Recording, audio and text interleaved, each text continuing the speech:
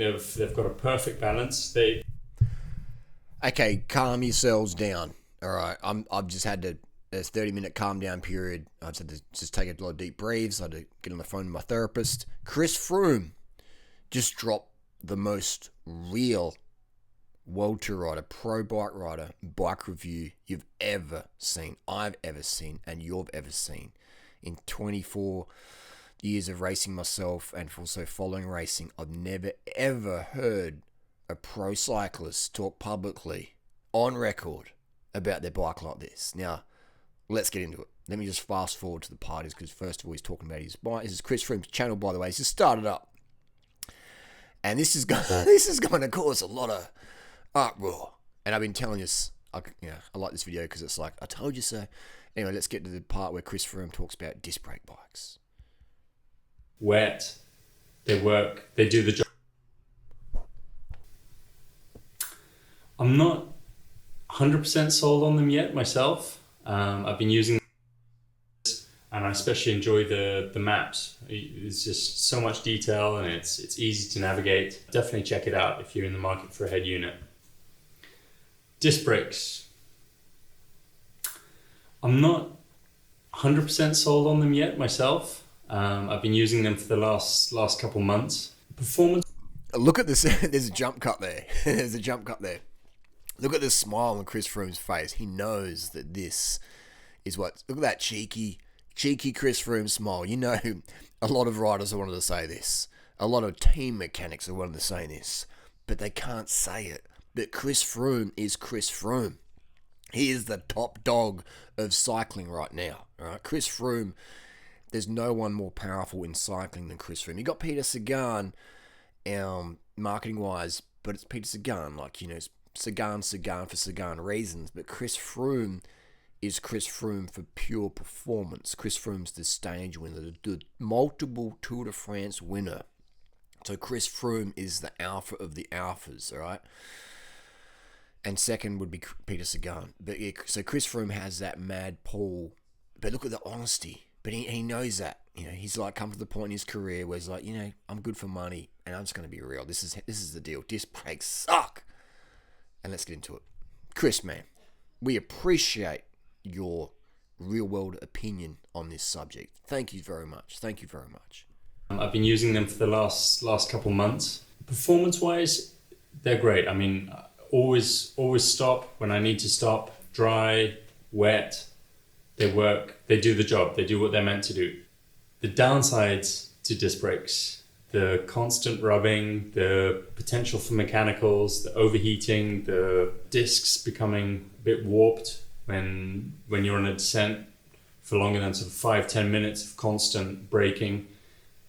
Personally, I just don't think the technology is quite where it needs to be yet for road cycling. I think that the distance between the disc and the rotors is still just too narrow. So you're going to get that rubbing. You're going to get one piston that fires more than another. You're going to get these little issues. I don't think the pistons quite retract quite the way they're meant to be all the time. Quite often it will work on the stand, when the mechanic sorts it out. But then once you get onto the road, it's a different story. I accept that's the direction the industry wants to go. We as bike riders are going to have to adapt, learn to use them. And I think if you're not on disc brakes already, it's only a matter of time until you're made obsolete in a way and forced onto them. Out on the road, the Oscar. All right, then he talks about how he likes the bike. That's fantastic. You know, personally, if I was Chris Froome, you know, I would just be riding. I would get Cookie Man on the phone and say, "Hey, Cookie, Rob sent you on those Factor Van rim brake bikes. Send it over to me. We're about the same size, you know." I would steal Cookie Man's bike, and if Cookie wouldn't give it to you, I'd go to Cookie's garage, drop a couple kilos of Oreos, vegan Oreos, and just take the bike. You know, I'm sure he wouldn't mind. But I don't understand. I don't understand why you would give Chris Froome, the greatest stage racer of his era, a bike with slow wheel changes, a bike he doesn't really want to ride.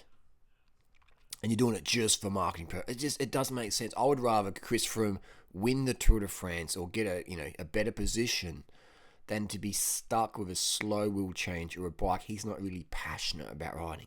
Same with Richie Porte. Like, Richie Porte got third last year in the Tour de France on a disc brake bike. Third. He had that flat tire. He had a massive spike of anxiety. Slow wheel change. Will I miss my spot? He had to chase back on. And he still got third overall. The whole race worrying about slow wheel changes. 3 weeks, every minute of the day. Back of his head, in the subconscious, in that cortex there, worrying about, will I get a slow wheel change today? Will today be my unlucky disc brake day? And he had it one day. So it's just stupid, man. All to, like, I understand the whole marketing thing. I sell disc brake bikes. I sell rim brake bikes. I sell them both. But when people write to me and say, Harley, I want the best, very, very best road bike out there, I'm like, well, get rim brake, man. Disc brake for dirt, rim brake for road. So fantastic. Chris Froome's done this. It's just, I had to play this again and again and again. Lantern Rouge sent it to me. A lot of you sent this video to me today. And we're just laughing. It's like, how honest is it? This is brutal. This is brutal.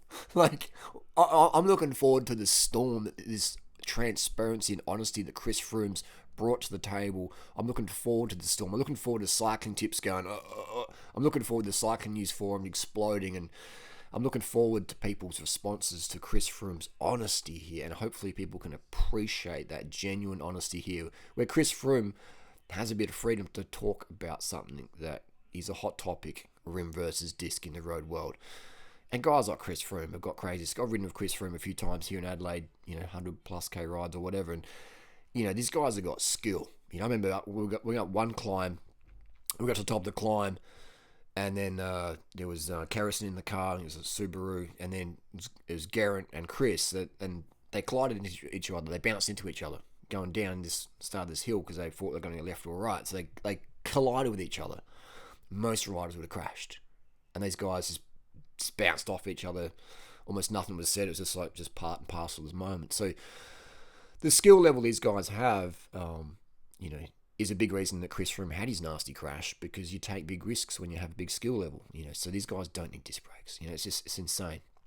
They need that rim brake freedom. And now Richie Porte's back on rim brakes. Hopefully he'll maybe even have a better run this year at the Tour de France. Who knows? But he's got other team responsibilities. But this is just me. I get frustrated when marketing affects a rider's potential. It's like in the national champs recently, we had Kellen O'Brien, the big Cobb. The KOB is on a disc brake tarmac. And I'm like, oh my God, like, give the kid a proper race bike. I mean, this dude's a freak. He's 192 centimeters long. 192 centimeters long. A track pursuit rider. Age 22. He's the same age as Natasha. You know what I mean? You're not even mature when you're 22. Like, you haven't physiologically, like, peaked yet. He's 192, 22, riding a disc brake bike. I was riding that Cervelo they had given him. And he basically won the men's road, except for that cramp in the last bit and missed it by a few centimeters. You know what I mean? It's like, physiologically, he was the winner that day. But, Lady Luck he wasn't. But I'm just like, man, like, if he had a 6.8 kilo rim brake bike, I'm just like, I don't like pins. I can't even get my words straight. This disc brake thing's got me crazy. I get frustrated when I see people's potential capped. Because, for whatever reason, and right now it's cycling, it's the marketing, it's the greedy bullshit, it's crazy. I'm just like, come on, man, like, how much money do we need? Let's let the athletes do their job. Let's give them the best products out there versus the best profit margin products. There's a big difference between the best damn product out there and a profit margin bike. Anyway, that's the rant, that's the rave. Chris Froome, tip of the hat again for your transparency. And damn, that's crazy. And so I hope people appreciate, as I said again, I repeat myself as I do in my old age. This is insane. This level of transparency on the disc brakes. And now, every time someone says, the pros like this, I'm like, I'm going to send this video. Say, hey, zip it. You know what I mean? Wow. Chris Froome went up in levels of the rim brake people. It's crazy. But it's just unheard of to have not just a professional athlete, but the top of the top in their chosen sport to say, hey, you know what? I don't like this product, but that's what the marketing want, blah, blah, blah. This even could be a deep fake. Maybe it'll come out. This is like some troll who's created a channel called Chris Froome, and this is a deep fake with CGI. Spielberg's in on it because Spielberg rides a rim brake bike. Maybe this will always be a big deep fake. We're in the Joe Rogan podcast. Who knows? Damn. Chris Froome with the transparency. Save the rim brake. Hashtag that.